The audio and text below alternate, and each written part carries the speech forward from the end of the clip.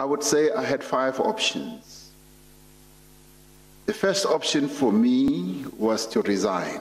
Umengameli uRamaphosa ukhuzibuya kulesicawu ezophendula ngokuthi wenzani ukunqanda izinsolo zokuqhwagwa kwamandla oMbuso ezavela ngesikhathi eseyiphini likaMengameli wezwe.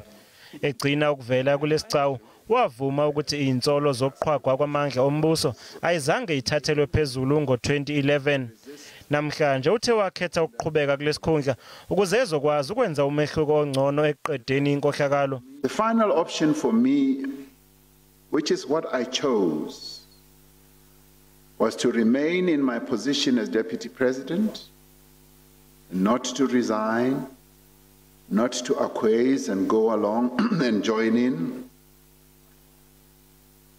or not to be confrontational, but to work with others in the executive to resist the abuses and bring about change where we could, and to sustain the work of social and economic transformation.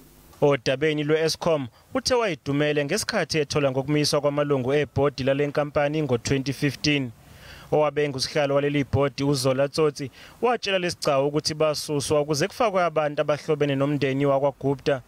Kepha umengameli uRamaphosa uthi nguyena owaphakamisa igama lika Brian Molefe njengozongena esikhundleni sikaNtsidiso Matona njengesikhulu se-Eskom. But one of the things I then did when I saw President Zuma was to say, let us appoint Brian Molefe as the CEO of Eskom, close the war room, and he has proven himself to be quite an effective CEO. Umengameli uphinde waphendula imibuzo ngesinqumo sokuqoka ibhodi elisha lakwa-Eskom kanye nokuxoshwa kwezikhulu okwakubalwa kuzo owabe isikhulu sayo uMatshela Koko ngo-2018.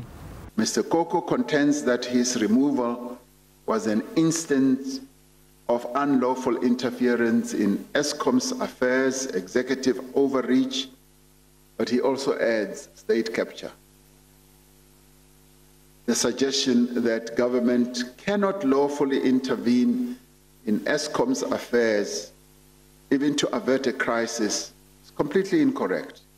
Ukoko kanye noMolife bethula ubufakazi kulesicawu bethi umengameli uRamaphosa nowayinezabelo enkampanini ehlinzeka ngamalahle eOptimum wazama ukuba nesandla eyivumelwaneni zalenkampani zokuthengisela iEskom ngamalahle. Umengameli uRamaphosa uyiphendulele kulokhu. I did not appoint myself.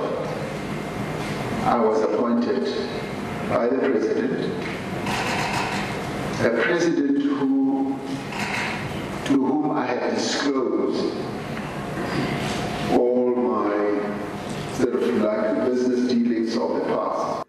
Umengameli uzoqhubeka nokwethula ubufakazi kulesicawu kusasa.